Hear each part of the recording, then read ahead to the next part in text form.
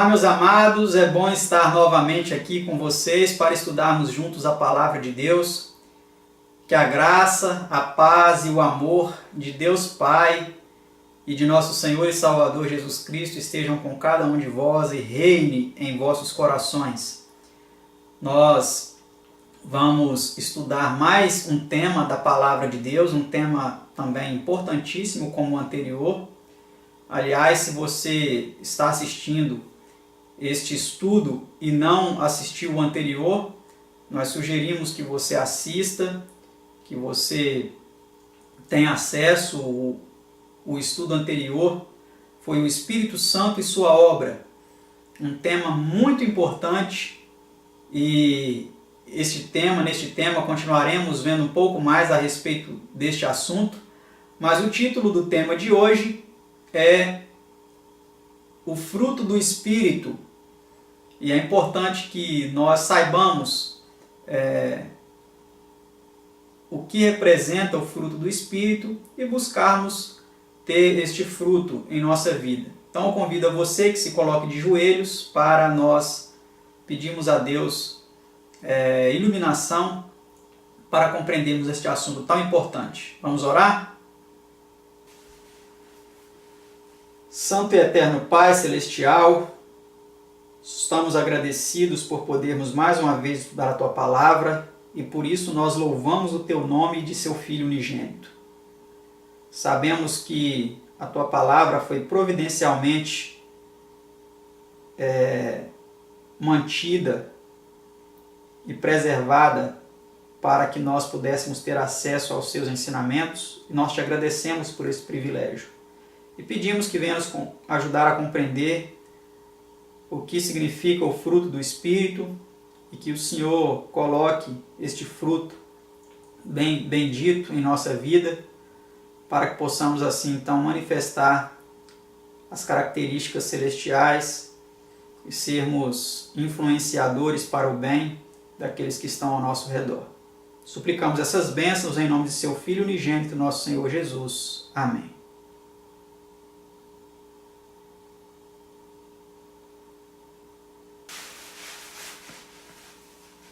Então vamos ver aí, como vem dizendo na pergunta 1, qual é o fruto do Espírito? Mas o fruto do Espírito é amor, gozo, paz, longanimidade, benignidade, bondade, fé, mansidão, temperança. Gálatas 5, versículo 22. Então, este aí é o fruto do Espírito, né? Por que é dito no singular? Não é dito no plural, os frutos do Espírito. Algumas pessoas até confundem, né? Quando vem várias características como essa, vem dizendo os frutos do Espírito e etc e tal. Mas a Bíblia fala que tudo isso aí é o fruto do Espírito. Por que é o fruto? Fruto no sentido de resultado. O resultado da atuação do Espírito em nossa vida é todas essas características, essas virtudes, podemos dizer assim, virtudes é uma palavra que se encaixa melhor aqui.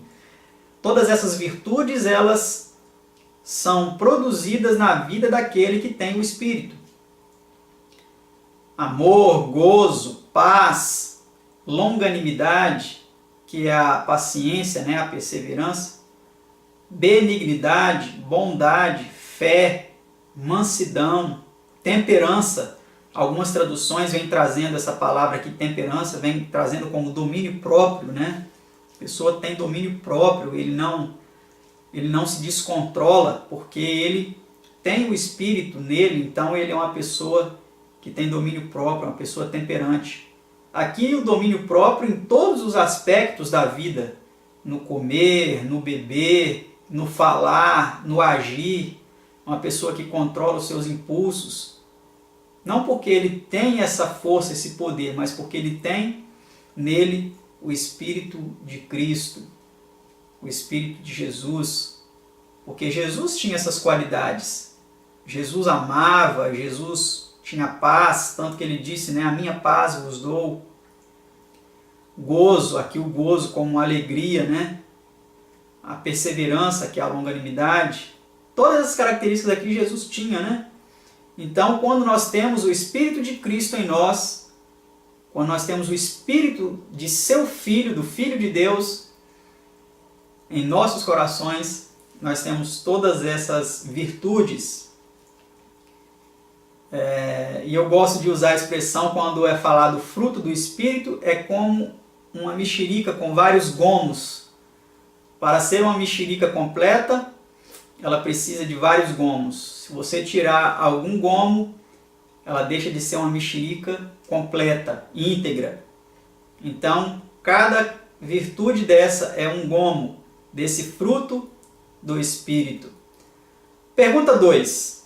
Quais são as obras da carne, então? Vamos ver quais são as obras da carne. Porque as obras da carne são manifestas, as quais são adultério, fornicação, impureza, lascívia, idolatria, feitiçaria, inimizades, porfias, emulações, iras, pelejas, dissensões, heresias, invejas, homicídios, bebedices, glutonarias e coisas semelhantes a estas, acerca das quais vos declaro, como já antes vos disse, que os que cometem tais coisas não herdarão o reino de Deus. Gálatas 5, 19 a 21. Então ficou claro, né, que todas essas situações aqui são situações que não se encaixam com a pessoa que realmente vive ao lado de Deus. Não vamos entrar em detalhes, porque são muitas coisas e até outras coisas, né, o texto vem dizendo, semelhantes a essas, que vão excluir muitas pessoas aí do reino de Deus. Vamos para a próxima pergunta, pergunta 3. Como podem ser evitadas as obras da carne? Andai em espírito, e não cumprireis a concupiscência da carne. Gálatas 5, 16. Essa palavra concupiscência significa desejo. Então, o aconselhamento bíblico para nós, aconselhamento inspirado para nós é o seguinte: andem em espírito, e vocês não cumprirão as obras da carne, as concupiscências da carne, ou seja, os desejos da carne. Pergunta 4. Por meio de que é o amor de Deus derramado em nosso coração?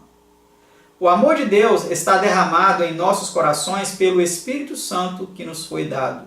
Romanos 5, versículo 5. Olha que maravilha, né? Próxima, pergunta 5. Que se declara ser o amor? Vejamos, e sobre tudo isso revesti-vos de caridade, amor, que é o vínculo da perfeição. Colossenses 3, versículo 14. Então, o vínculo da perfeição, o que une em perfeição completa, perfeita, é o amor, né? Pergunta 6. Por meio de que opera a verdadeira fé? Então, essa pergunta é uma pergunta muito importante, porque a verdadeira fé é diferente da fé falsa. Muitas pessoas talvez tenham uma fé que não é a fé verdadeira. É uma fé falsa, que também é chamada de presunção. Mas a fé verdadeira ela é operada da seguinte forma: porque em Jesus Cristo nem a circuncisão nem a incircuncisão tem valor algum, mas sim a fé que opera pelo amor. Gálatas 5, versículo 6. Então aqui Paulo estava falando de uma prática judaica aqui, que era a circuncisão, né? Que era uma prática que Deus havia dado a Abraão ali, e foi perpetuada, até hoje eles têm essa prática. Se você quiser depois pesquise a respeito da circuncisão. Então Paulo aqui estava dizendo que a circuncisão, a incircuncisão não tem valor nenhum, mas a fé que opera pelo amor. Então a fé verdadeira, a fé autêntica, ela opera pelo amor, né? Então precisamos nos atentar para isso.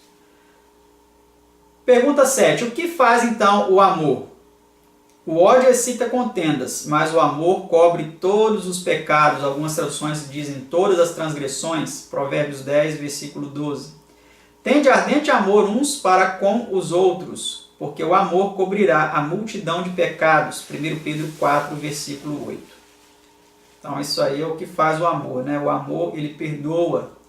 O amor, ele cobre multidão de pecados. Pergunta 8. Em que consiste o reino de Deus?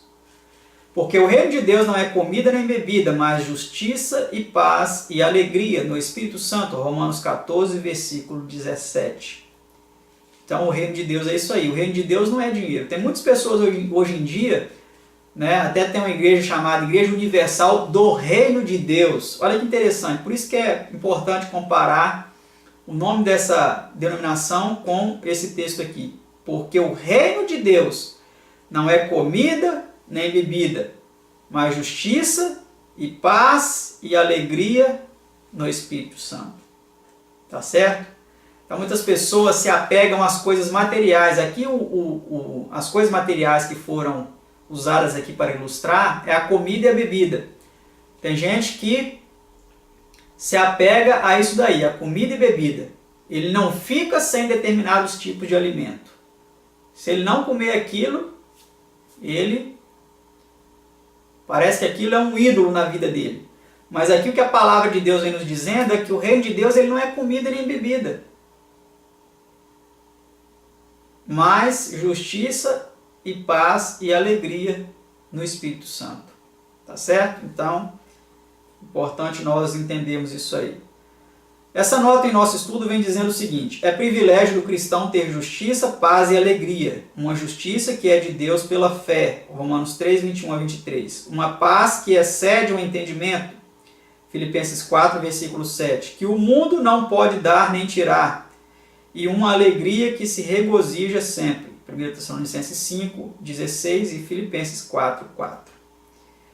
Vamos para a próxima pergunta, pergunta 9. De que maneira se manifesta o amor? Vamos ver como se manifesta o amor. O amor é sofredor, é benigno. O amor não é invejoso, o amor não trata com leviandade, não se ensoberbece, não se porta com indecência, não busca os seus interesses, não se irrita, não suspeita mal. 1 Coríntios 13, 4 e 5. Então é assim que o amor se manifesta. Precisamos a cada dia buscar esse amor, o amor verdadeiro, né? Você e eu não me excluo dessa condição. Todos nós precisamos juntos buscar a capacitação de Deus, buscar este amor verdadeiro em nosso coração para manifestarmos tudo isso daqui, né? Vamos para a pergunta 10. Que faz por nós a mansidão de Deus? Vamos ver aí o que a mansidão de Deus faz por nós. A tua mansidão me engrandeceu. Salmo 18, versículo 35. Olha que interessante, né? Pergunta 11. Que espírito devemos buscar, mostrar para com os outros? Vamos ver então que espírito. E ao servo do Senhor não convém contender, mas sim ser manso para com todos. 2 Timóteo 2, versículo 24. Olha que interessante, né? Então isso aqui nós precisamos a cada dia buscar exercitar cada dia mais. Não contender, mas ser manso. Eu preciso muito dessa virtude aqui em minha vida. Você também precisa muito dessa virtude em sua vida. Evitar contendas. Ser manso para com todos. Pergunta 12. Que faz a bondade de Deus? Vamos ver o que a bondade de Deus faz. Ou desprezas tuas riquezas e as da sua benignidade, paciência e longanimidade, ignorando que a benignidade de Deus te leva ao arrependimento. Romanos 2, versículo 4. Então, o que nos leva ao arrependimento é a benignidade de Deus, é a bondade de Deus. Se não fosse por ela, nem você e nem eu nos arrependeríamos dos nossos pecados. Pergunta 13. Como devemos tratar aos que nos ofendem? Então, vamos ver o que a palavra de Deus nos diz. Não vos vingueis a vós mesmos, amados, mas dai lugar à ira, porque está escrito: minha é a vingança, eu recompensarei, diz o Senhor. Portanto, se o teu inimigo tiver fome, dá-lhe de comer, se tiver sede, dá-lhe de beber, porque fazendo isto, amontoarás brasas de fogo sobre a sua cabeça. Romanos 12, versículo 19 e 20. Então é assim que nós devemos tratar os que nos ofendem. Devemos fazer o bem a eles. Se eles tiverem fome, dá a eles comida. Se eles tiverem sede, dá a eles bebida. Esse é o nosso dever. Não precisamos nos vingar. A vingança não pertence a nós. Quando nós nos enchemos com sentimento de ira, desejo de vingança, isso é um veneno que nós tomamos para a nossa própria ruína. Pergunta 14. Como determina a fé nossa atitude para com Deus? Ora, sem fé é impossível agradar-lhe, porque é necessário que aquele que se aproxima de Deus creia que Ele existe e que é galardoador dos que o buscam. Hebreus 11, versículo 6. Então, como nós vimos aí, não tem como agradar a Deus sem fé. Precisamos ter fé nele, né? Pergunta 15. Como considera Deus o espírito manso e quieto? O enfeite delas, aí vem falando das mulheres, né? Não seja o exterior, mas o homem encoberto no coração, no incorruptível traje de um espírito manso e quieto, que é precioso diante de Deus. 1 Pedro 3, 3 e 4. Então, essa é o verdadeiro enfeite que Deus quer, não só que as mulheres tenham em suas vidas, mas nós homens também. Ele quer que nós tenhamos um espírito manso, quieto, que isso é precioso para com Deus, né? A mansidão. Vamos para a próxima pergunta, pergunta 16. Que deve acompanhar a fé, o ânimo e o conhecimento em nosso crescimento e experiência cristãos? Acrescentai à vossa fé a virtude, e a virtude a ciência, e a ciência a temperança. 2 Pedro 3, 3 e 4. Temperança aí é o domínio próprio, né? Nota. Uma das mais breves e melhores definições de temperança é domínio próprio. A palavra no texto significa muito mais que mera abstinência de bebidas intoxicantes. O limitado sentido agora frequentemente a ela dado. Quer dizer domínio, força, poder ou ascendência sobre excitantes e más paixões de toda espécie. Denota o império que o homem vencedor ou controvertido exerce sobre as más propensões de sua natureza. Comentando esse passo, disse o Dr. Alberto Burns, as influências do Espírito Santo no coração tornam o homem moderado em todos os apetites e prazeres. Ensinam-no a refrear as paixões e a governar-se. Então, é este o poder que Deus quer nos dar por meio de seu Espírito, o autodomínio, o autocontrole, no que comer, no que beber, no que falar, nas ações, naquele momento que alguém te provoca, ou te desagrada, ou te aborrece, ou te insulta. Qual é o seu comportamento? Você tem autocontrole? Será que o Espírito de Deus habita em você? Quando você está diante daquela mesa, daqueles alimentos, será que você tem autocontrole? Você tem domínio? Você tem temperança? Em vários aspectos da vida nós precisamos manifestar e exercer essa temperança, esse autocontrole. Pergunta 17. Como é louvado aquele que governa o próprio Espírito? Este é um provérbio de Salomão maravilhoso. Veja o que ele diz.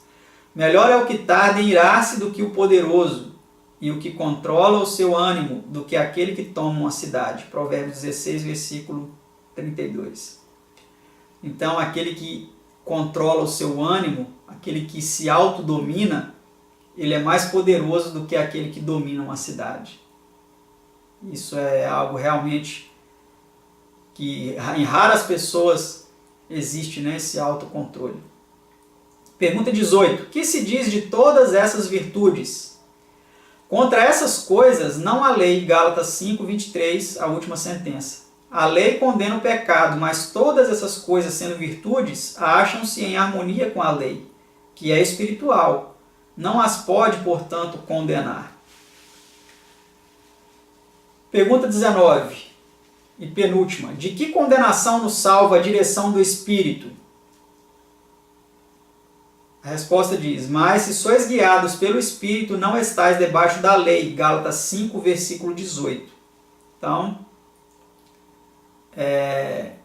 a direção do Espírito nos salva da condenação da lei, né? Se nós somos guiados pelo Espírito, nós não estamos debaixo da lei, ou seja, não estamos sujeitos à sua condenação. É isso que nós precisamos entender, porque muitas pessoas desvirtuam o real significado desse texto. Não significa que nós não estaremos obedecendo à lei. Porque se fosse assim, seria incoerente. Como a pessoa tem em si o Espírito e ele mata, ele rouba, porque isso são pecados condenados pela lei de Deus. Se eu roubo, se eu mato, eu não amo o meu próximo como a mim mesmo. Então, se eu obedeço à lei, se eu tenho em mim um espírito, eu não vou estar debaixo da lei no sentido de estar sujeito à sua condenação, a condenação da lei. Tá certo? Vamos então para a última pergunta desse nosso estudo, que diz assim: a que unidade são exortados os cristãos? Procurando guardar a unidade do Espírito pelo vínculo da paz. Efésios 4, versículo 3. Então é isso que eu desejo para você. Que você e eu e todos nós guardemos então a unidade do Espírito através do vínculo da paz. Que a paz de nosso Senhor e Salvador Jesus Cristo, que é diferente da paz do mundo, que essa paz ela reine no seu e no meu coração. Que Deus nos abençoe e até o próximo estudo, se assim Deus nos permitir. Tchau!